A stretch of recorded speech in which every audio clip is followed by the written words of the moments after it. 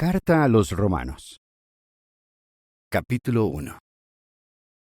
De Pablo, esclavo de Cristo Jesús y llamado a ser apóstol, apartado para anunciar las buenas noticias de Dios, que Él ya había prometido mediante sus profetas en las Santas Escrituras y que hablan de su Hijo. Él vino de la descendencia de David como ser humano, pero fue declarado Hijo de Dios con poder mediante el Espíritu de Santidad al ser resucitado de entre los muertos. Así es, Jesucristo, nuestro Señor, por medio de quien recibimos bondad inmerecida y un apostolado para que gente de todas las naciones pueda obedecer por fe para la gloria de su nombre. Naciones de entre las que ustedes también fueron llamados para pertenecerle a Jesucristo.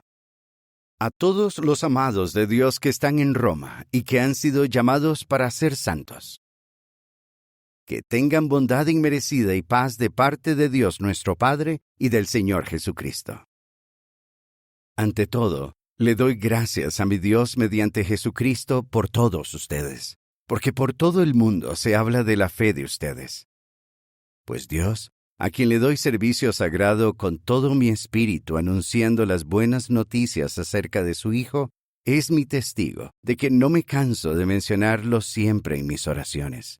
Y ruego que si es posible y es la voluntad de Dios, ahora por fin logre visitarlos.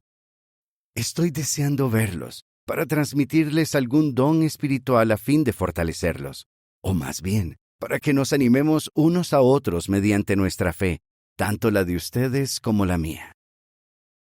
Pero quiero que sepan, hermanos, que muchas veces me propuse ir a verlos, aunque hasta ahora se me ha impedido hacerlo, con el fin de recoger algún fruto entre ustedes, igual que entre las demás naciones. Tengo una deuda con griegos y con extranjeros, con sabios y con insensatos.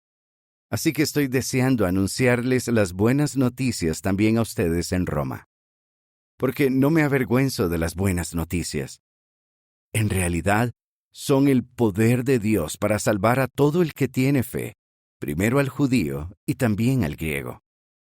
En ella se revela la justicia de Dios debido a la fe y para la fe, tal como está escrito, pero el justo vivirá por su fe. Así es, la ira de Dios se revela desde el cielo contra toda irreverencia e injusticia de los hombres que de un modo injusto dificultan el progreso de la verdad. Pues lo que puede conocerse de Dios lo tienen claramente a la vista, ya que Dios se lo ha mostrado con claridad. Porque sus cualidades invisibles, su poder eterno y divinidad se ven claramente desde la creación del mundo, pues se perciben por las cosas creadas, de modo que ellos no tienen excusa. Aunque conocían a Dios, no le dieron gloria como a Dios, ni le dieron gracias, sino que sus razonamientos se volvieron inútiles, y su corazón insensato se oscureció. Aunque afirmaban ser sabios, se volvieron tontos, y cambiaron la gloria del Dios incorruptible por algo parecido a la imagen del hombre corruptible, así como de aves, animales de 4 patas y reptiles. Por lo tanto, de acuerdo con los deseos de sus corazones, Dios los entregó a la impureza para que deshonraran sus propios cuerpos. Ellos cambiaron la verdad de Dios por la mentira, y adoraron y le dieron servicio sagrado a la creación más bien que al Creador, que es alabado para siempre. Amén. Por eso Dios los entregó a una pasión sexual vergonzosa, porque las mujeres cambiaron las relaciones sexuales naturales por otras que son antinaturales. Del mismo modo, los hombres dejaron las relaciones sexuales naturales con las mujeres. Ardieron de pasión unos por otros, y hombres con hombres hicieron lo que es obsceno. Y ellos mismos recibieron el castigo completo que se merecían por su error. En vista de que no quisieron reconocer a Dios, Dios los entregó a una mentalidad desaprobada, para que hicieran cosas que no se deben hacer. Estaban llenos de todo tipo de injusticia, perversidad, codicia y maldad. Estaban llenos de envidia, asesinato, peleas, engaño y malicia. Eran chismosos y calumniadores. Odiaban a Dios. Eran insolentes, arrogantes y fanfarrones.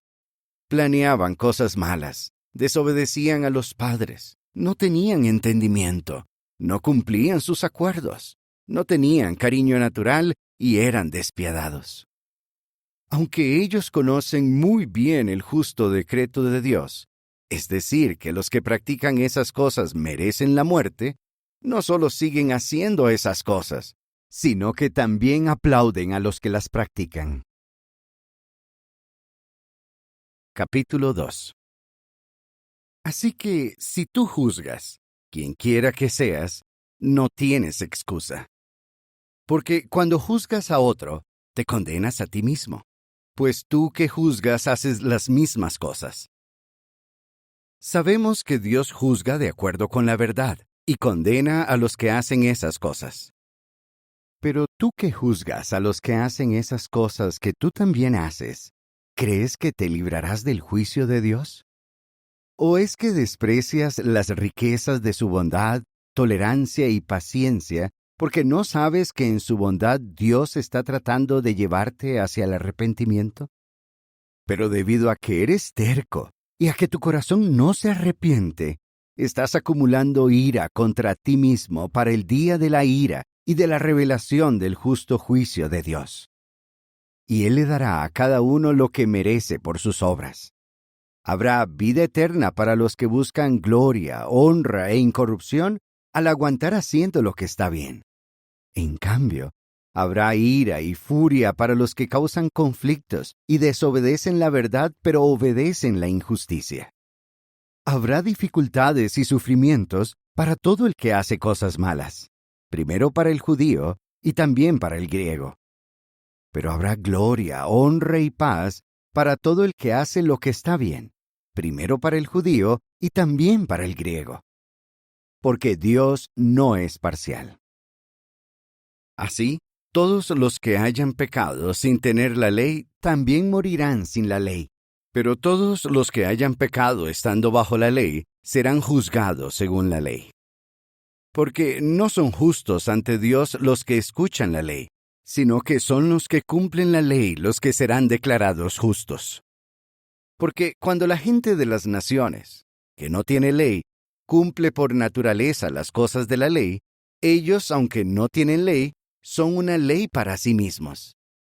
Ellos mismos demuestran que la esencia de la ley está escrita en sus corazones, a la vez que su conciencia da testimonio con ellos, y ellos son acusados o incluso disculpados por sus propios pensamientos. Esto sucederá el día en que Dios juzgue mediante Cristo Jesús las cosas que la humanidad mantiene en secreto, según las buenas noticias que declaro. Ahora bien, si tú dices que eres judío y te apoyas en la ley y te enorgulleces de Dios, si conoces su voluntad y apruebas las cosas que son excelentes porque has sido instruido por la ley, si estás convencido de que eres un guía para los ciegos, una luz para los que están en oscuridad, un instructor para los insensatos y un maestro para los niños pequeños, y si comprendes la estructura del conocimiento y de la verdad que contiene la ley, entonces, tú que enseñas a otro, ¿no te enseñas a ti mismo? Tú que predicas, no robes, ¿robas? Tú que dices, no cometas adulterio, ¿cometes adulterio? Tú que detestas los ídolos, ¿les robas a los templos?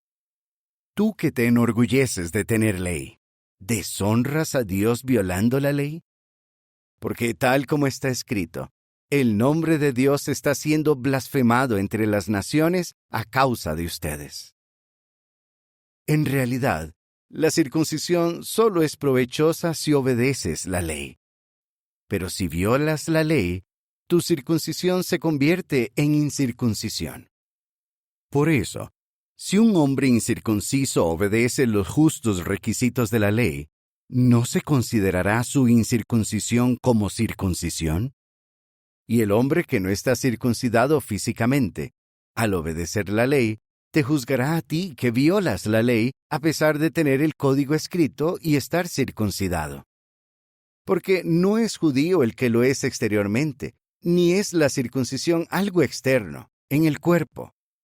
Más bien, es judío el que lo es interiormente, y su circuncisión es la del corazón, que se hace por el Espíritu, y no por un código escrito. Esa persona no recibe alabanzas de los hombres, sino de Dios. Capítulo 3. Entonces, ¿qué ventaja tiene ser judío? ¿Qué ventaja tiene la circuncisión? Es una gran ventaja, en todos los sentidos. Para empezar, a los judíos se les confiaron las declaraciones sagradas de Dios. Entonces, ¿qué sucede? Si a algunos les faltó fe, ¿acaso su falta de fe anulará la fidelidad de Dios? Claro que no. Dios será veraz, aunque todos los hombres sean mentirosos, tal como está escrito, para que tus palabras demuestren que eres justo y ganes cuando te estén juzgando.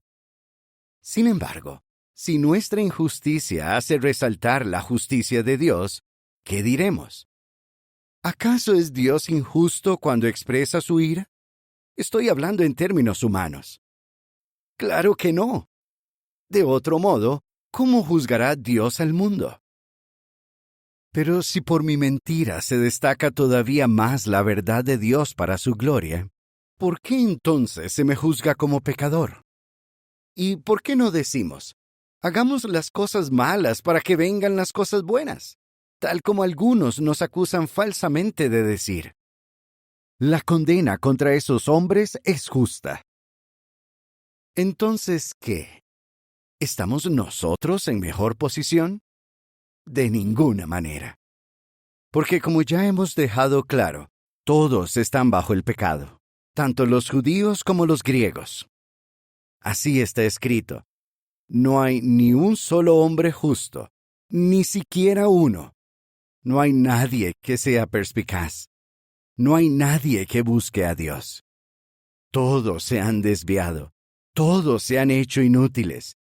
Ninguno demuestra bondad, ni siquiera uno. Su garganta es una tumba abierta. Ellos se engañan con su lengua. Hay veneno de serpientes debajo de sus labios. Y su boca está llena de maldiciones y amargura. Sus pies van rápido a derramar sangre. Hay ruina y miseria en sus caminos, y no han conocido el camino de la paz. No hay temor de Dios ante sus ojos. Ahora bien, sabemos que todas las cosas que dice la ley son para los que están bajo la ley, para que todas las bocas callen y todo el mundo sea responsable de su castigo ante Dios. Así es que nadie será declarado justo ante Él por las obras de la ley, porque por la ley conocemos exactamente qué es el pecado. Pero ahora, sin depender de la ley, la justicia de Dios ha sido revelada, como lo confirman la ley y los profetas. Sí, la justicia de Dios mediante la fe en Jesucristo para todos los que tienen fe. Porque no hay distinción. Porque todos han pecado y no alcanzan la gloria de Dios. Y es un regalo que por su bondad inmerecida se les esté declarando justos mediante la liberación por el rescate que pagó Cristo Jesús. Dios lo presentó a Él como ofrenda de reconciliación mediante la fe en su sangre. Esto lo hizo para demostrar su propia justicia, porque Dios fue paciente y perdonó los pecados del pasado. Lo hizo para demostrar su propia justicia en este tiempo, para ser justo incluso cuando declara justo al que tiene fe en Jesús. Entonces, ¿se puede presumir de algo? No se puede. ¿Qué ley lo impide? ¿La de las obras? No, la ley de la fe. Porque llegamos a la conclusión de que un hombre es declarado justo por la fe y no por las obras de la ley. ¿Acaso es Él solamente el Dios de los judíos? ¿No es también el Dios de la gente de las naciones? Sí, también lo es de la gente de las naciones. Como Dios es uno solo, Él declarará justos a los circuncisos como resultado de la fe y a los incircuncisos por medio de su fe. Entonces, ¿anulamos la ley por medio de nuestra fe? Claro que no. Al contrario, confirmamos la ley. Capítulo 4. Así pues, ¿qué diremos que consiguió Abraham, nuestro antepasado? Por ejemplo, si a Abraham se le hubiera declarado justo como resultado de sus obras, habría tenido motivos para presumir, aunque no delante de Dios. Porque, ¿qué dicen las Escrituras? Abraham puso su fe en Jehová y fue considerado justo. Pues bien, al que trabaja, no se le cuenta el salario como bondad inmerecida, sino como algo que se le debe. En cambio, al hombre que no realiza obras, pero pone su fe en el que declara justo al hombre irreverente, se le considera justo por su fe. David también habla de la felicidad del hombre al que Dios considera justo, pero no por sus obras. Felices aquellos a quienes se les han perdonado las cosas malas que hicieron y a quienes se les han cubierto los pecados. Feliz el hombre a quien Jehová de ningún modo le tomará en cuenta su pecado. Entonces, ¿tienen esta felicidad solo los circuncisos o también los incircuncisos? Porque decimos, Abraham fue considerado justo por su fe. Pues bien, ¿cuándo fue considerado justo? ¿Cuando ya estaba circuncidado o cuando no estaba circuncidado? Todavía no estaba circuncidado, así que era incircunciso. Y recibió una señal, la circuncisión, como sello de la justicia por la fe que tuvo cuando no estaba circuncidado. Esto sucedió para que fuera el padre de todos los que tienen fe sin estar circuncidados, a fin de que sean considerados justos, y para que fuera el padre de una descendencia circuncidada, no solo de los que se aferran a la circuncisión, sino también de los que siguen de cerca los pasos de la fe que tuvo nuestro padre Abraham cuando no estaba circuncidado. Porque no fue mediante la ley mediante lo que Abraham o su descendencia recibieron la promesa de que él sería heredero de un mundo, sino que fue mediante la justicia que se obtiene por la fe. Porque si los que se aferran a la ley son los herederos, la fe es inútil y la promesa queda anulada. En realidad, la ley produce ira, pero donde no hay ley, tampoco hay transgresión. Por eso la promesa se recibe mediante la fe, para que sea por bondad inmerecida, a fin de que la promesa sea segura para toda su descendencia, no solo para los que se aferran a la ley, sino también para los que se aferran a la fe de Abraham, el padre de todos nosotros. Es tal como está escrito: Te he nombrado padre de muchas naciones. Esto sucedió ante Dios, en quien Abraham tenía fe, ante aquel que da vida a los muertos, y llama a las cosas que no son como si fueran. Aunque no había esperanza, se basó en la esperanza, y tuvo fe en que sería padre de muchas naciones, tal como se había dicho: Así de numerosa será tu descendencia. Y aunque su fe no se debilitó, sí se daba cuenta de que su cuerpo ya estaba como muerto, pues él tenía unos 100 años, y de que la matriz de Sara también estaba muerta. Pero a causa de la promesa de Dios, no dudó por falta de fe.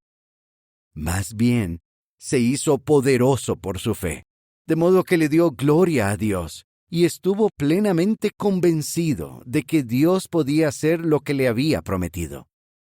Por tanto, fue considerado justo. Sin embargo, las palabras "fue considerado" no se escribieron solo para él, sino también para nosotros, que seremos considerados justos, porque creemos en el que levantó de entre los muertos a Jesús nuestro Señor.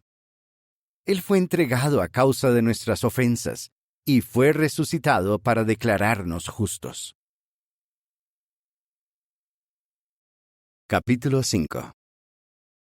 Por lo tanto, ahora que hemos sido declarados justos como resultado de la fe, disfrutemos de la paz con Dios mediante nuestro Señor Jesucristo, mediante quien también hemos obtenido acceso por fe a esta bondad inmerecida de la que ahora disfrutamos. y alegrémonos debido a la esperanza de recibir la gloria de Dios. Es más, alegrémonos cuando pasemos por dificultades, porque sabemos que las dificultades producen aguante. El aguante hace que tengamos la aprobación de Dios. La aprobación de Dios produce esperanza, y la esperanza no decepciona. Porque el amor de Dios ha sido derramado en nuestros corazones mediante el Espíritu Santo que hemos recibido. De hecho, mientras todavía éramos débiles, Cristo murió por hombres irreverentes al tiempo fijado.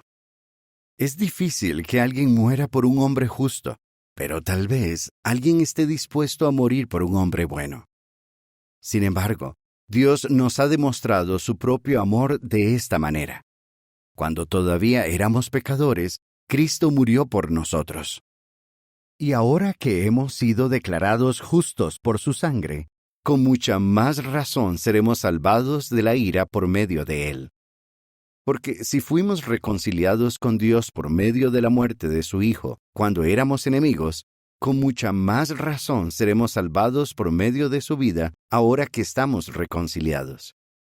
Y no solo eso, también nos alegramos a causa de Dios por medio de nuestro Señor Jesucristo, mediante quien ahora hemos recibido la reconciliación. Así pues, por medio de un solo hombre, el pecado entró en el mundo, y por medio del pecado entró la muerte. Y así fue como la muerte se extendió a todos los hombres, porque todos habían pecado. Porque ya existía el pecado en el mundo antes de que existiera la ley. Pero no se puede acusar a nadie de un pecado cuando no hay ley.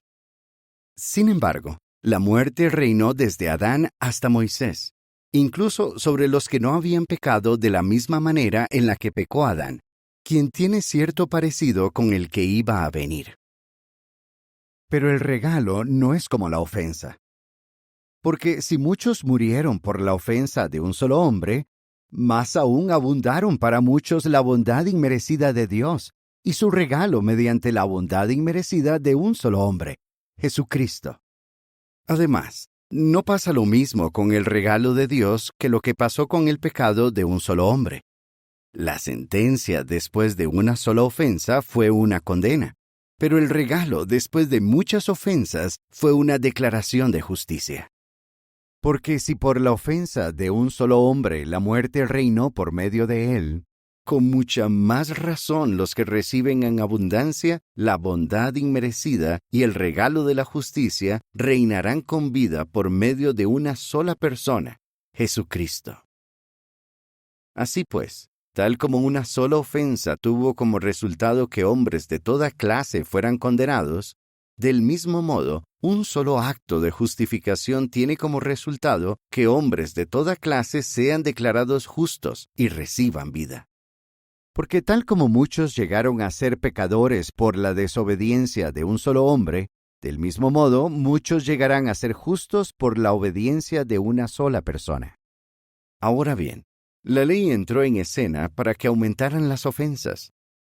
Pero donde abundó el pecado, abundó todavía más la bondad inmerecida. ¿Con qué fin? Para que tal como el pecado reinó con la muerte, del mismo modo la bondad inmerecida reine por medio de la justicia que lleva a vida eterna mediante Jesucristo nuestro Señor. Capítulo 6. Entonces, ¿qué diremos? ¿Debemos seguir pecando para que aumente la bondad inmerecida? Claro que no.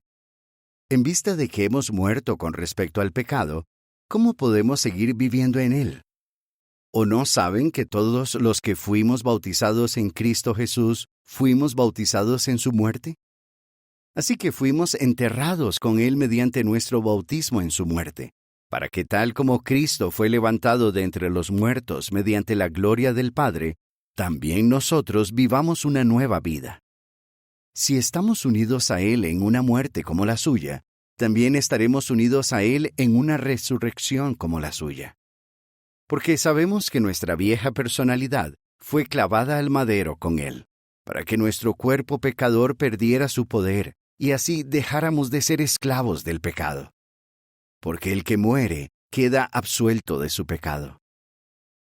Además, si hemos muerto con Cristo, creemos que también viviremos con Él.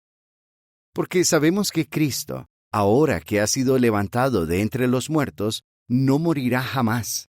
La muerte ya no tiene dominio sobre Él. Porque cuando Él murió, murió una vez y para siempre con respecto al pecado. Pero la vida que vive, la vive para Dios. Asimismo, ustedes consideren que han muerto con respecto al pecado, pero que viven para Dios por Cristo Jesús.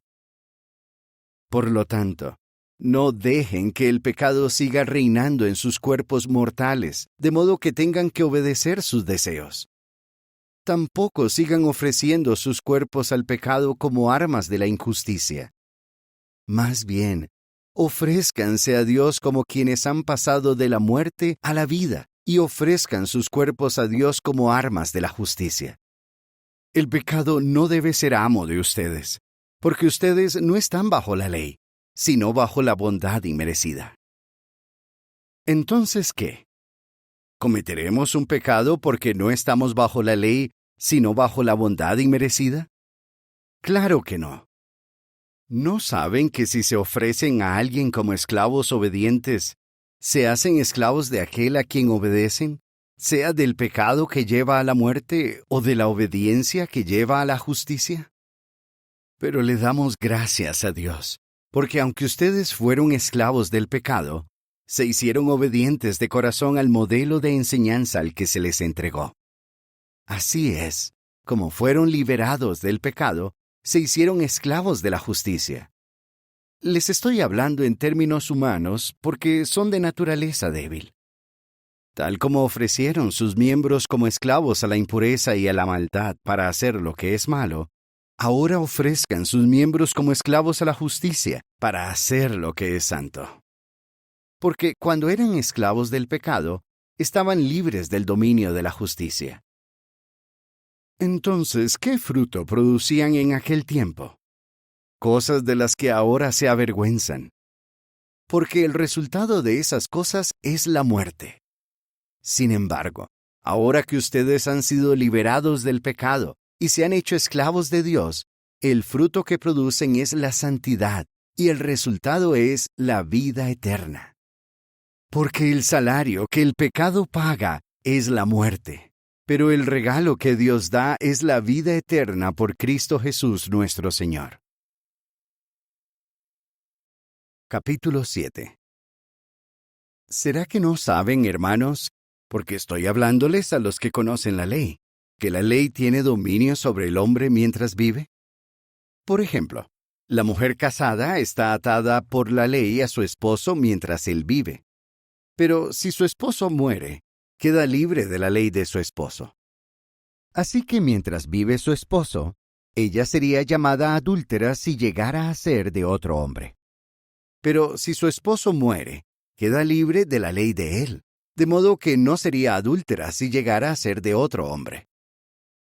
Asimismo, hermanos míos, a ustedes también se les hizo morir con respecto a la ley mediante el cuerpo del Cristo para que llegaran a ser de otro, de aquel que fue levantado de entre los muertos, a fin de que produzcamos fruto para Dios. Porque cuando vivíamos de acuerdo con la carne, los deseos pecaminosos que despertaba la ley actuaban en nuestros cuerpos para que produjéramos fruto que lleva a la muerte. Pero ahora se nos ha liberado de la ley, porque hemos muerto con respecto a lo que nos tenía sujetos, para que seamos esclavos en un sentido nuevo por medio del Espíritu, y no en el sentido viejo por medio del código escrito. Entonces, ¿qué diremos? ¿Es pecado la ley? Claro que no. En realidad, yo no habría sabido qué es el pecado si no hubiera sido por la ley. Por ejemplo, no habría sabido qué es la codicia si la ley no hubiera dicho, no codicies. Pero el pecado, aprovechando la oportunidad que le daba el mandamiento, produjo en mí todo tipo de codicia, porque sin la ley el pecado estaba muerto. De hecho, yo estaba vivo en otro tiempo sin la ley. Pero cuando llegó el mandamiento, el pecado revivió y yo morí. y descubrí que el mandamiento que debía llevarme a la vida, en realidad me llevaba a la muerte. Porque el pecado, aprovechando la oportunidad que le daba el mandamiento, me sedujo y mediante él me mató. De manera que la ley en sí misma es santa, y el mandamiento es santo, justo y bueno. Entonces, ¿es que algo que es bueno causó mi muerte? Claro que no. Fue el pecado, el que para que se demostrara que era pecado, produjo mi muerte mediante lo que es bueno. De este modo, el pecado llegó a ser mucho más pecaminoso mediante el mandamiento. Porque sabemos que la ley es espiritual, pero yo soy carnal. Fui vendido al pecado. Porque no entiendo mi comportamiento. No practico lo que deseo, sino que hago lo que odio. Sin embargo, si hago lo que no deseo, estoy de acuerdo en que la ley es buena. Pero ahora ya no soy yo el que hace esas cosas, sino el pecado que vive en mí. Porque sé que no hay nada bueno en mí, es decir, en mi carne, pues aunque deseo hacer lo que está bien, no soy capaz de hacerlo. Porque no hago las cosas buenas que deseo hacer, sino que practico las cosas malas que no deseo. Entonces, si hago lo que no deseo, ya no soy yo el que lo hace, sino el pecado que vive en mí. Por lo tanto, me doy cuenta de que existe esta ley en mi caso. Cuando deseo hacer lo que es correcto, lo que es malo está conmigo. Al hombre que soy por dentro, de veras le agrada la ley de Dios. Pero en mi cuerpo veo otra ley que lucha contra la ley de mi mente y que me hace prisionero de la ley del pecado que está en mi cuerpo. ¡Qué desdichado soy! ¿Quién me librará del cuerpo que está sufriendo esta muerte? A Dios le doy gracias por medio de Jesucristo nuestro Señor. Así pues, con mi mente soy esclavo de la ley de Dios, pero con mi carne soy esclavo de la ley del pecado. Capítulo 8. Por lo tanto, los que están en unión con Cristo Jesús no son condenados. Porque la ley del Espíritu que da vida en unión con Cristo Jesús te liberó de la ley del pecado y de la muerte.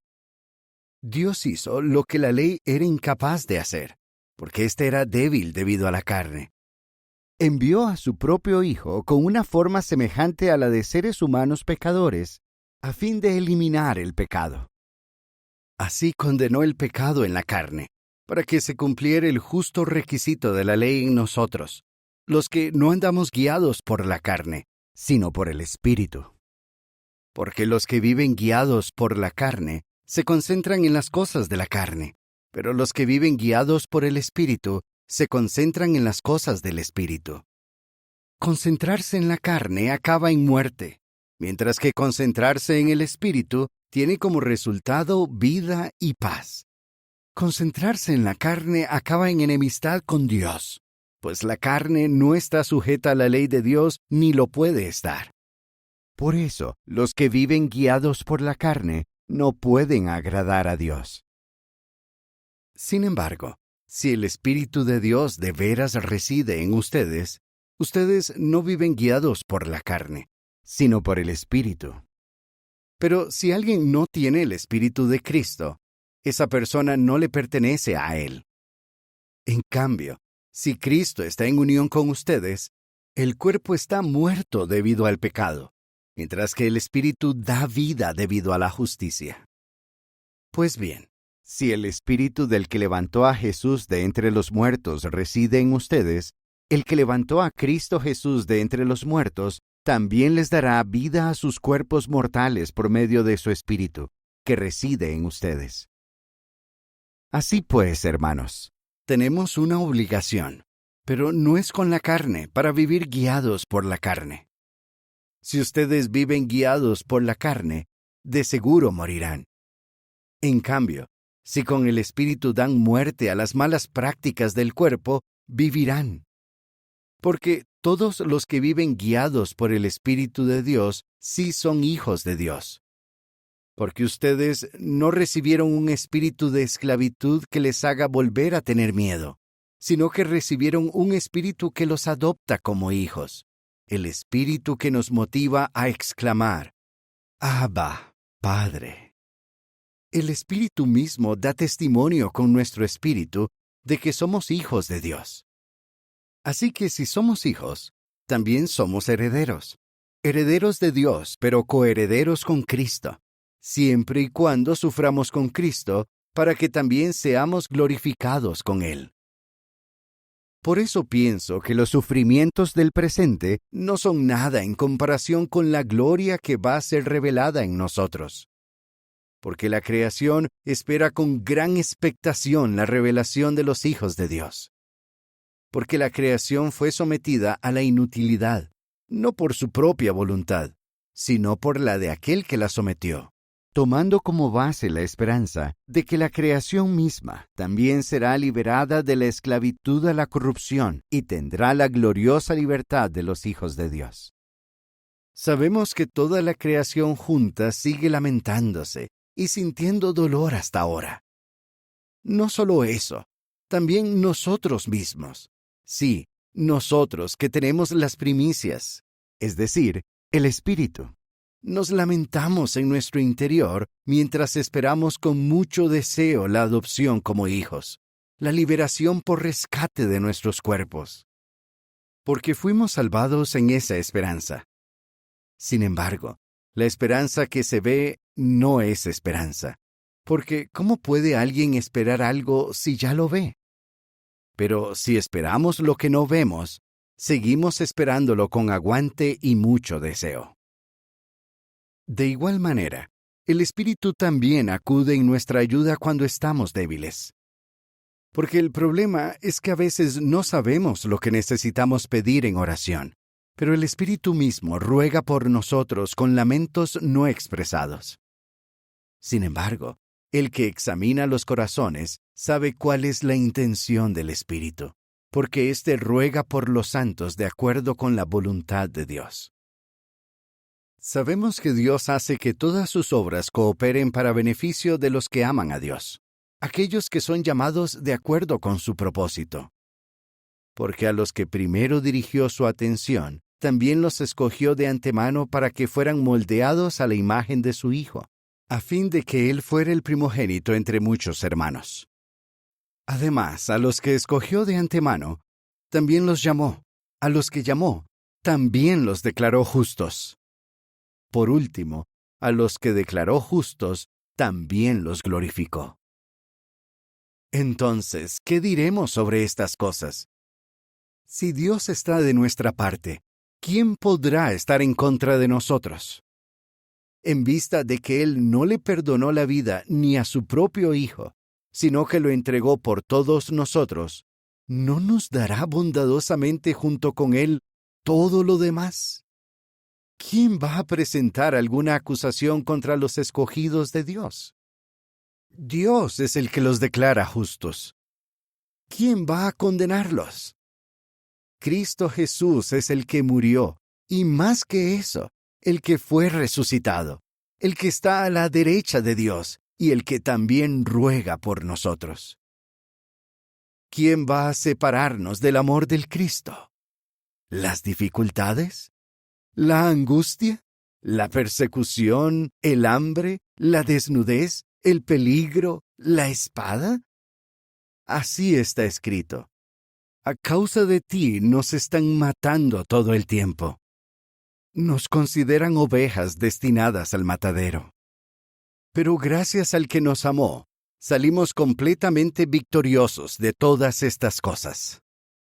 Porque estoy convencido de que ni muerte ni vida, ni ángeles ni gobiernos, ni cosas presentes ni cosas futuras, ni poderes, ni altura ni profundidad, ni ninguna otra creación podrá separarnos del amor de Dios que está en Cristo Jesús nuestro Señor.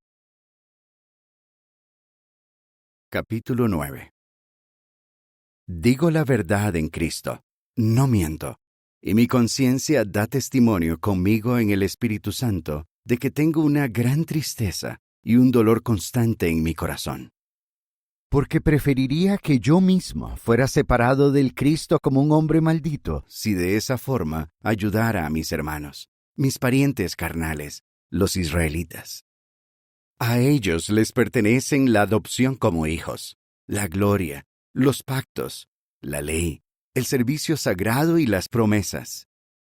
A ellos les pertenecen los patriarcas, y de ellos descendió el Cristo. Que Dios, que está por encima de todo, sea alabado para siempre. Amén. Sin embargo, no es que la palabra de Dios haya fallado, porque no todos los que son descendientes de Israel son realmente Israel. Tampoco son todos hijos por ser descendencia de Abraham, sino que es como está escrito: por medio de Isaac vendrá lo que será llamado tu descendencia. Es decir, los descendientes naturales no son realmente los hijos de Dios. Más bien son los hijos de la promesa los que son considerados como descendencia. Porque esta fue la promesa: por estas fechas vendré, y Sara tendrá un hijo. Y no solo se hizo en esa ocasión, sino también cuando Rebeca concibió gemelos de un solo hombre, nuestro antepasado Isaac.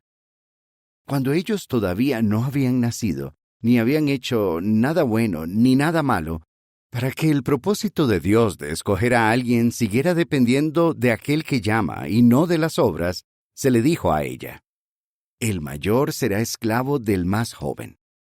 Como está escrito: amé a Jacob, pero odié a Esaú. Entonces, ¿qué diremos? ¿Es Dios injusto?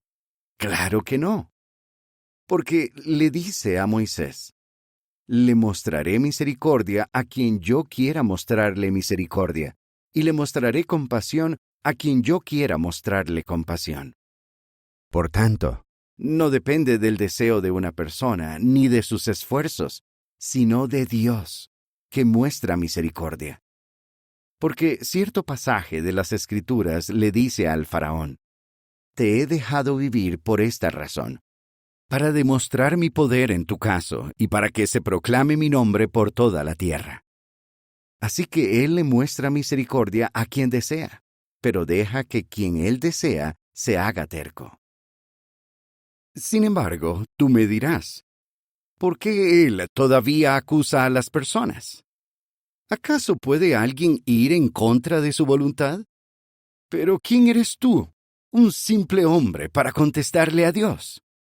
¿Acaso el objeto moldeado puede decirle al que lo moldeó: ¿por qué me hiciste así? ¿Es que no tiene el alfarero el derecho de hacer con la misma masa de barro una vasija para un uso honroso y otra para un uso deshonroso? ¿Y qué si Dios, aunque quería demostrar su ira y dar a conocer su poder, toleró con mucha paciencia a vasijas de ira hechas para ser destruidas? ¿Y qué si lo hizo para dar a conocer las riquezas de su gloria sobre vasijas de misericordia que él preparó de antemano para la gloria, es decir, nosotros, a quienes llamó no solo de entre los judíos, sino también de entre la gente de las naciones? Es como él dice también en Oseas: llamaré mi pueblo a los que no son mi pueblo, y llamaré amada a la que no era amada. Y en el lugar donde se les dijo: ustedes no son mi pueblo, allí serán llamados hijos del Dios vivo. Además, Isaías proclama sobre Israel: aunque el número de los hijos de Israel sea como la arena del mar, solo un resto será salvado. Porque Jehová hará un ajuste de cuentas sobre la tierra, de forma completa y sin demora. Y como Isaías también predijo: si Jehová de los ejércitos no nos hubiera dejado una descendencia, habríamos llegado a ser como Sodoma y nos habríamos parecido a Gomorra. Entonces, ¿qué diremos? Que gente de las naciones, aunque no buscaba la justicia, alcanzó la justicia que se obtiene por la fe. Pero Israel, aunque buscaba una ley de justicia, no logró alcanzar esa ley. ¿Por qué razón? Porque ellos no la buscaron por la fe, sino por las obras. Tropezaron con la piedra que hace tropezar, como está escrito: Miren, pongo en Sión una piedra que hace tropezar y una roca que ofende, pero el que ponga su fe en ella no será decepcionado. Capítulo 10. Hermanos, lo que en realidad deseo de corazón, y le ruego a Dios, es que ellos sean salvados. Porque doy fe de que tienen devoción por Dios, pero no se basa en conocimiento exacto. Al no conocer la justicia de Dios y tratar de establecer la de ellos, no se sometieron a la justicia de Dios. Porque Cristo es el fin de la ley, para que todo el que demuestre fe alcance la justicia. Hablando de la justicia que se alcanza por la ley, Moisés escribe: El hombre que hace estas cosas vivirá gracias a ellas. Pero la justicia que se obtiene por la fe dice: No digas en tu corazón quién subirá al cielo, o sea, para hacer bajar a Cristo. Tampoco digas: ¿quién bajará al abismo? O sea, para hacer subir a Cristo de entre los muertos. Más bien, ¿qué dice? La palabra está cerca de ti, en tu propia boca y en tu propio corazón. Es decir, la palabra de la fe que nosotros predicamos. Porque si con la boca declaras públicamente que Jesús es el Señor y con el corazón demuestras fe en que Dios lo levantó de entre los muertos, serás salvado. Porque con el corazón se demuestra la fe que lleva a la justicia, pero con la boca se hace la declaración pública que lleva a la salvación. Pues un pasaje de las Escrituras dice: Nadie que ponga su fe en Él será decepcionado. Porque no hay diferencia entre judío y griego. Todos tienen el mismo Señor, que es generoso con todos los que lo invocan. Porque todo el que invoque el nombre de Jehová será salvado. Sin embargo, ¿cómo lo invocarán si no han puesto su fe en Él? ¿Y cómo pondrán su fe en Él si no han oído hablar de Él? ¿Y cómo irán sin alguien que predique? ¿Y cómo predicarán si no han sido enviados? Tal como está escrito: Qué hermosos son los pies de los que declaran buenas noticias de cosas buenas.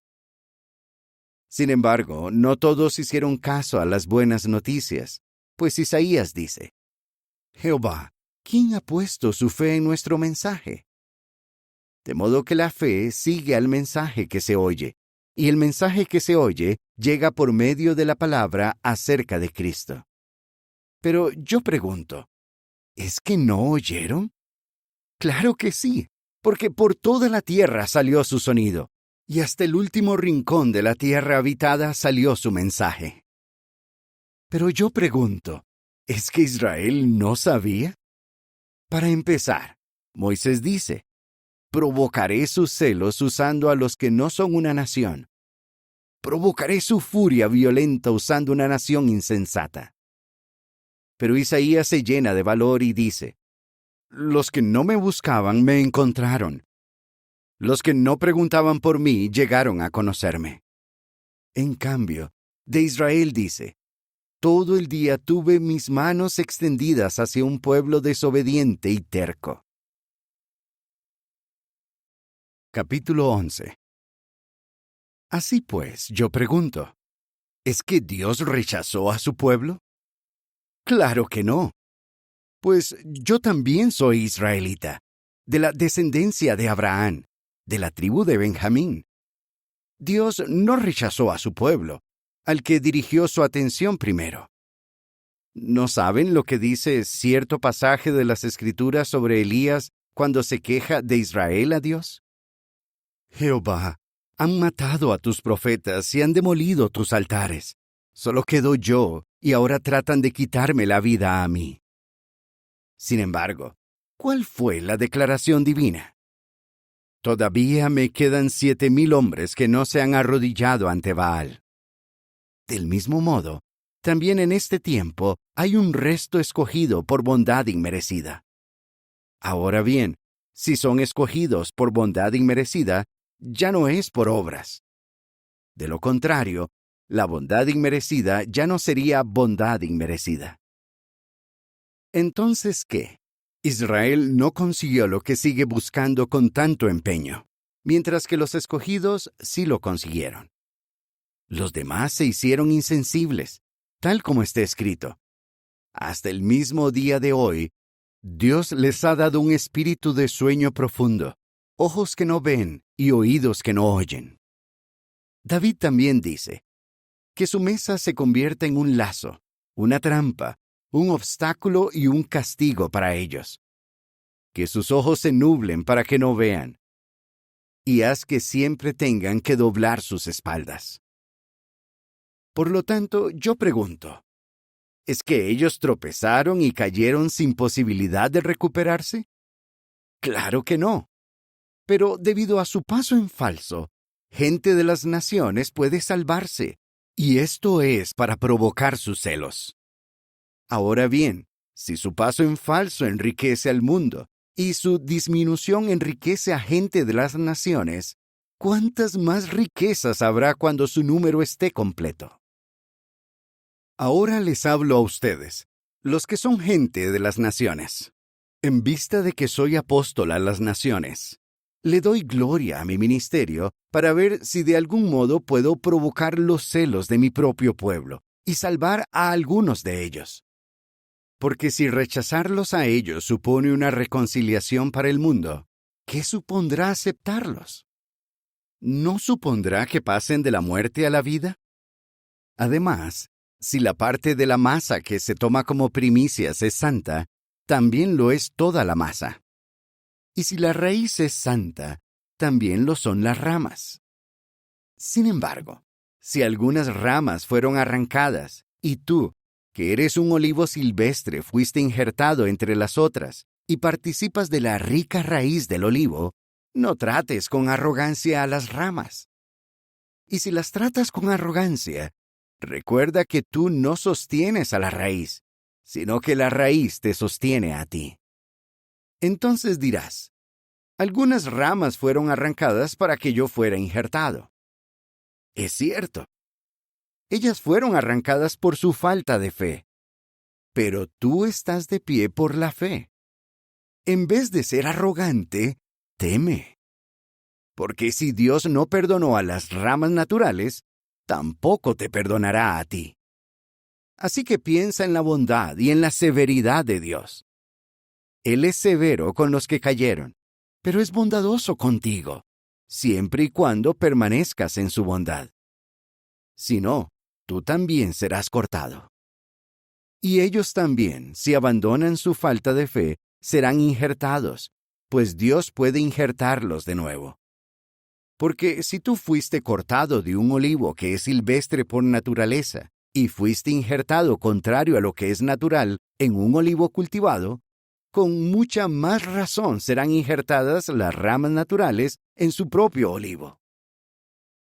Hermanos, no quiero que desconozcan este secreto sagrado a fin de que no se vuelvan sabios a sus propios ojos. Parte de Israel ha quedado insensible hasta que entre el número completo de gente de las naciones, y así todo Israel será salvado. Tal como está escrito, el libertador saldrá de Sión y apartará de Jacob las prácticas irreverentes. Y este es mi pacto con ellos cuando elimine sus pecados. ¿Cierto? En lo relacionado con las buenas noticias, ellos son enemigos para beneficio de ustedes. Pero en lo relacionado con la elección de Dios, ellos son amados a causa de sus antepasados. Porque Dios no se arrepentirá de sus regalos ni de su llamada. Ustedes fueron en un tiempo desobedientes a Dios, pero ahora se les ha mostrado misericordia debido a la desobediencia de ellos. De igual modo, ellos ahora han sido desobedientes, y como resultado, se les ha mostrado misericordia a ustedes, a fin de que a ellos también ahora se les pueda mostrar misericordia. Porque Dios hizo que todos fueran prisioneros de la desobediencia para poder mostrarles misericordia a todos. Oh, qué profundas son las riquezas, la sabiduría y el conocimiento de Dios. Qué inexplicables son sus juicios e inexplorables sus caminos. Porque ¿quién ha llegado a conocer la mente de Jehová? ¿O quién se ha convertido en su consejero? ¿O quién le ha dado algo a Dios primero para que Él tenga que darle algo a cambio? Porque todas las cosas vienen de Él, y son por Él y para Él. A Él vaya la gloria para siempre. Amén. Capítulo 12. Por lo tanto, hermanos, les suplico por la compasión de Dios que ofrezcan sus cuerpos como un sacrificio vivo, santo, y que agrade a Dios. Así darán un servicio sagrado con su capacidad de razonar. Y dejen de amoldarse a este sistema. Más bien, transfórmense renovando su mente, para que comprueben por ustedes mismos cuál es la buena, agradable y perfecta voluntad de Dios. Por la bondad inmerecida que se me ha mostrado, le digo a cada uno de ustedes que no piense de sí mismo más de lo que debe pensar, sino que piense de un modo que demuestre buen juicio, según la medida de fe que Dios le haya dado. Porque tal como en un solo cuerpo hay muchos miembros, pero no todos los miembros tienen la misma función, así nosotros, aunque somos muchos, formamos un solo cuerpo en unión con Cristo, pero individualmente somos miembros que nos pertenecemos unos a otros. Así que tenemos distintos dones según la bondad inmerecida que se nos ha mostrado. Si es el de profetizar, profeticemos según la fe que se nos ha dado. Si es el de servir a los demás, esforcémonos al máximo en este ministerio. Si alguien tiene el don de enseñar, que enseñe. El que anima, que anime. El que da, que lo haga con generosidad. El que dirige, que lo haga con diligencia. El que muestra misericordia, que lo haga con alegría. Que su amor no sea hipócrita. Detesten lo que es malo. Apéguense a lo que es bueno. Con amor fraternal, muéstrense tierno cariño. Tomen la iniciativa de honrarse unos a otros. Sean trabajadores, no holgazanes. Que el Espíritu los llene de fervor. Sean esclavos de Jehová. Alégrense por la esperanza. Aguanten cuando tengan dificultades. Perseveren en la oración. Compartan lo que tienen con los santos según las necesidades de ellos. Sean siempre hospitalarios. Siempre bendigan a los que los persiguen. Bendigan y no maldigan. Alégrense con los que se alegran. Lloren con los que lloran. Tengan hacia los demás la misma actitud que tienen hacia ustedes mismos. No se concentren en cosas grandiosas, sino déjense llevar por cosas humildes. No se vuelvan sabios a sus propios ojos. No devuelvan mal por mal a nadie. Tengan en cuenta lo que toda la gente piensa que está bien. Si es posible, hasta donde dependa de ustedes, vivan en paz con todos. Amados, no se venguen, sino cédanle el lugar a la ira. Porque está escrito: Mía es la venganza, yo les daré su merecido, dice Jehová. Más bien, si tu enemigo tiene hambre, aliméntalo. Si tiene sed, dale algo de beber. Porque haciendo esto, amontonarás brasas ardientes sobre su cabeza. No te dejes vencer por el mal, sino sigue venciendo el mal con el bien. Capítulo 13. Que todos se sometan a las autoridades superiores, porque no hay autoridad que no venga de Dios. Las autoridades que existen han sido colocadas por Dios en sus posiciones relativas. Por lo tanto, el que se opone a la autoridad se ha puesto en contra del orden establecido por Dios. Los que se han puesto en contra de este orden recibirán su condena. Los que hacen cosas buenas no tienen miedo de los que gobiernan, pero los que hacen cosas malas, sí. Así que, ¿quieres vivir sin miedo a la autoridad? Entonces sigue haciendo el bien y recibirás sus alabanzas, pues está al servicio de Dios para tu beneficio. Pero si estás haciendo cosas malas, ten miedo, porque la autoridad no lleva la espada sin motivo. Está al servicio de Dios para ejecutar venganza y castigar al que practica cosas malas. Por lo tanto, es necesario que ustedes se sometan, y no solo por causa del castigo, sino también por causa de su conciencia. Por eso ustedes también pagan impuestos, pues los que gobiernan son siervos públicos de Dios que prestan este servicio constantemente.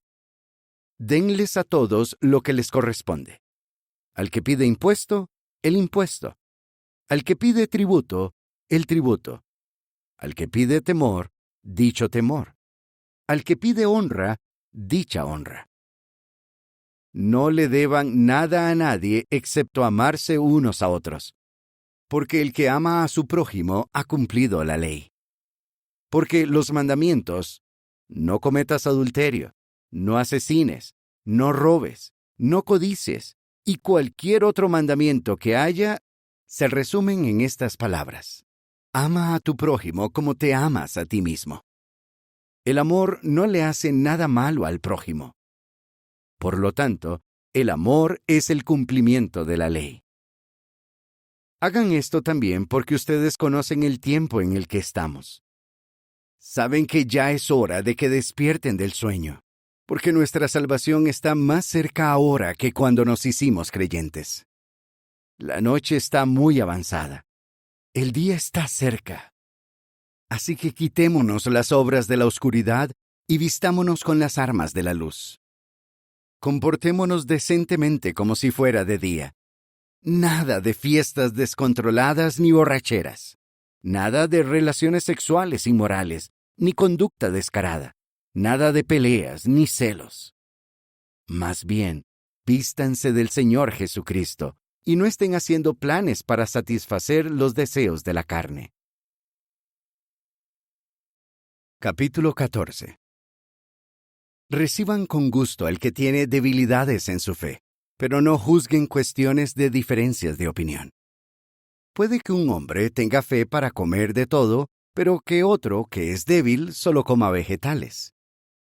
Que el que come no desprecie al que no come, y que el que no come no juzgue al que come, porque Dios lo ha recibido con gusto. ¿Quién eres tú para juzgar al sirviente de otro? Es asunto de su amo que él se mantenga en pie o que caiga.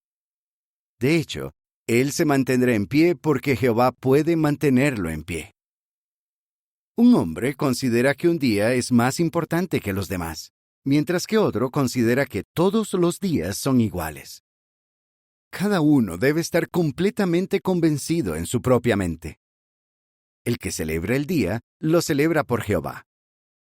Del mismo modo, el que come lo hace por Jehová, pues le da gracias a Dios, y el que no come también lo hace por Jehová, y sin embargo, le da gracias a Dios. De hecho, ninguno de nosotros vive solo para sí mismo, ni ninguno muere solo para sí mismo. Porque si vivimos, vivimos para Jehová, y si morimos, morimos para Jehová. Así que tanto si vivimos como si morimos, le pertenecemos a Jehová. Porque Cristo murió y volvió a vivir con este fin, para ser Señor tanto de los muertos como de los vivos. Pero ¿por qué juzgas tú a tu hermano? ¿O por qué también desprecias a tu hermano? Pues todos estaremos de pie ante el tribunal de Dios. Porque está escrito: tan cierto como que yo vivo, dice Jehová, toda rodilla se doblará ante mí, y toda lengua reconocerá públicamente que soy Dios. De manera que cada uno de nosotros rendirá cuentas de sí mismo a Dios. Por lo tanto, dejemos de juzgarnos unos a otros. Más bien, estén decididos a no poner ningún estorbo ni obstáculo delante de un hermano. Soy consciente y estoy convencido en el Señor Jesús de que nada es impuro en sí mismo. Solo cuando un hombre considera que algo es impuro, entonces es impuro para él. Por eso, si ofendes a tu hermano por lo que comes, ya no sigues el camino del amor. No eches a perder con lo que comes a aquel por quien Cristo murió. Así pues, No permitan que se hable mal del bien que ustedes hacen. Porque el reino de Dios no tiene que ver con comer y beber, sino con la justicia, la paz y la felicidad mediante Espíritu Santo. Pues cualquiera que de este modo sirve a Cristo como esclavo, agrada a Dios y tiene la aprobación de los hombres. Así que sigamos buscando las cosas que fomentan la paz y las cosas que nos edifican unos a otros. Deja de demoler la obra de Dios solo a causa de la comida. Es verdad que todas las cosas son puras, pero es perjudicial que alguien coma si eso hace tropezar. Es mejor no comer carne, ni beber vino, ni hacer nada que haga tropezar a tu hermano. La fe que tienes, manténla entre tú y Dios. Feliz el hombre que no se condena a sí mismo por lo que decide hacer. Pero si él tiene dudas y come, ya está condenado, porque no come por fe. En realidad, todo lo que no se hace por fe es pecado. Capítulo 15. Pero nosotros, los que somos fuertes, debemos soportar las debilidades de los que no son fuertes, y no debemos agradarnos a nosotros mismos. Que cada uno de nosotros agrade a su prójimo para beneficio de éste, para edificarlo. Porque ni siquiera el Cristo se agradó a sí mismo, sino que ocurrió tal como está escrito: los insultos de los que te insultan han recaído sobre mí. Porque todas las cosas que fueron escritas anteriormente fueron escritas para nuestra enseñanza, para que mediante nuestro aguante y el consuelo de las Escrituras tengamos esperanza. Que el Dios que da aguante y consuelo les conceda a todos ustedes tener la misma actitud mental que tuvo Cristo Jesús, para que unidos y con una sola voz le den gloria al Dios y Padre de nuestro Señor Jesucristo. Así que recíbanse con gusto unos a otros, tal como el Cristo también los recibió con gusto a ustedes, para que Dios reciba la gloria. Porque les digo que Cristo llegó a ser ministro de los circuncisos para mostrar la veracidad de Dios y confirmar las promesas que Dios les hizo a los antepasados de ellos, y para que las naciones le dieran gloria a Dios por su misericordia. Tal como está escrito: por eso te alabaré públicamente entre las naciones, y le cantaré alabanzas a tu nombre. Y él también dice: alégrense naciones con su pueblo. Y en otro pasaje dice: alaben a Jehová todas las naciones, que todos los pueblos lo alaben. También Isaías dice: aparecerá la raíz de Jesé, el que viene para gobernar a las naciones. Las naciones pondrán su esperanza en él. Que el Dios que da esperanza los llene de felicidad y paz por su confianza en él, para que tengan mucha esperanza por el poder del Espíritu Santo. Hermanos míos, yo estoy convencido de que ustedes también están llenos de bondad y de todo conocimiento, y de que pueden aconsejarse unos a otros. Sin embargo, les he escrito con mucha franqueza sobre algunos puntos para recordárselos otra vez. Lo hago por la bondad inmerecida que Dios me mostró, para que fuera un siervo público de Cristo Jesús para las naciones. Estoy participando en la obra santa de las buenas noticias de Dios para que estas naciones puedan ser una ofrenda agradable, santificada con Espíritu Santo. Así que tengo razones para sentir una gran alegría en Cristo Jesús por las cosas que tienen que ver con Dios. Pues no me atreveré a hablar de nada que no sea de lo que Cristo ha hecho por medio de mí para que las naciones sean obedientes.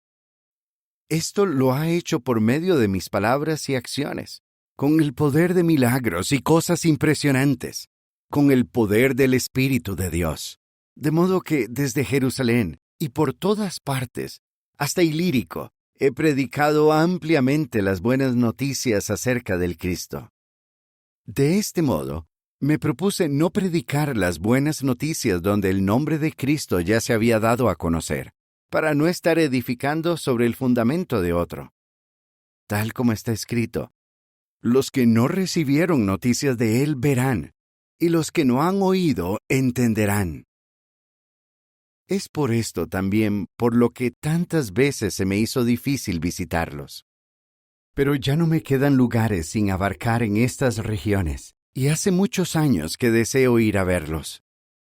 Por eso, cuando vaya de camino a España, espero verlos y que me acompañen parte del camino después de primero haber disfrutado de su compañía por un tiempo. Pero ahora estoy a punto de viajar a Jerusalén para servir a los santos. Porque los de Macedonia y de Acaya han compartido con mucho gusto sus cosas haciendo una contribución a los santos de Jerusalén que son pobres. Es cierto que lo han hecho con gusto, pero en realidad estaban en deuda con ellos, porque si las naciones se han beneficiado de las cosas espirituales de los santos, también están obligadas a servirles a ellos con sus cosas materiales. Así que después de terminar esta tarea y de haberme asegurado de que reciban esa contribución, partiré para España y pasaré por donde están ustedes. Además, sé que cuando vaya a visitarlos, iré con la abundante bendición de Cristo. Hermanos, les suplico por nuestro Señor Jesucristo y por el amor del Espíritu, que se esfuercen, como hago yo, por orarle a Dios por mí, para que se me salve de los no creyentes de Judea, y para que mi servicio a favor de los santos de Jerusalén sea bien recibido por ellos. De este modo, si es la voluntad de Dios, los visitaré con alegría y nos animaremos unos a otros. Que el Dios que da paz esté con todos ustedes. Amén. Capítulo 16. Les presento a nuestra hermana Febe, una ministra de la congregación que está en Cencreas, para que la reciban con gusto en el Señor de una manera digna de los santos, y para que la ayuden en lo que necesite, porque ella también demostró ser defensora de muchos, entre ellos yo mismo. Den mis saludos a Prisca y Áquila, mis colaboradores en Cristo Jesús, quienes arriesgaron el cuello por mí, y a quienes damos gracias tanto yo como todas las congregaciones de las naciones. Saluden también a la congregación que está en su casa. Saluden a mi amado Epéneto, que es de las primicias de Asia para Cristo. Saluden a María, que ha trabajado duro por ustedes. Saluden a Andrónico y a Junias, mis parientes y compañeros de prisión, a quienes los apóstoles conocen bien y quienes llevan más tiempo que yo en unión con Cristo. Den mis saludos a Ampliato, mi amado en el Señor. Saluden a Urbano, nuestro colaborador en Cristo, y a mi amado Estaquis. Saluden a Apeles, el aprobado en Cristo. Saluden a los de la casa de Aristóbulo. Saluden a mi pariente Herodión. Saluden a los de la casa de Narciso, que están en el Señor. Saluden a Trifena y Trifosa, mujeres que están trabajando con empeño en el Señor. Saluden a nuestra amada Pérsida, porque ella ha trabajado mucho en el Señor. Saluden a Rufo, el escogido en el Señor, así como a su madre, que es como una madre para mí. Saluden a Asíncrito, a Flegonte, a Hermes, a Patrobas, a Hermas y a los hermanos que están con ellos. Saluden a Filólogo y a Julia, a Nereo y a su hermana, a Olimpas y a todos los santos que están con ellos. Salúdense unos a otros con un beso santo. Todas las congregaciones del Cristo los saludan a ustedes. Hermanos, ahora les ruego con firmeza que vigilen a los que crean divisiones y obstáculos, que van en contra de las enseñanzas que ustedes han aprendido, y que los eviten. Hombres como estos no son esclavos de nuestro Señor Cristo, sino de sus propios deseos, y con palabras melosas y halagos seducen los corazones de los ingenuos. La obediencia de ustedes ha llegado a oídos de todos, y yo me alegro por ustedes. Pero deseo que sean sabios para lo que es bueno, y que sean inocentes para lo que es malo. Por su parte, el Dios que da paz aplastará dentro de poco a Satanás bajo los pies de ustedes. Que la bondad inmerecida de nuestro Señor Jesús esté con ustedes. Timoteo, mi colaborador, les envía sus saludos. También los saludan mis parientes Lucio, Jasón y Sosípatro. Yo, Tercio, que he puesto por escrito esta carta, los saludo en el Señor. Gayo, que nos da hospedaje a mí y a toda la congregación, les envía sus saludos. Erasto, el tesorero de la ciudad, y su hermano Cuarto, los saludan.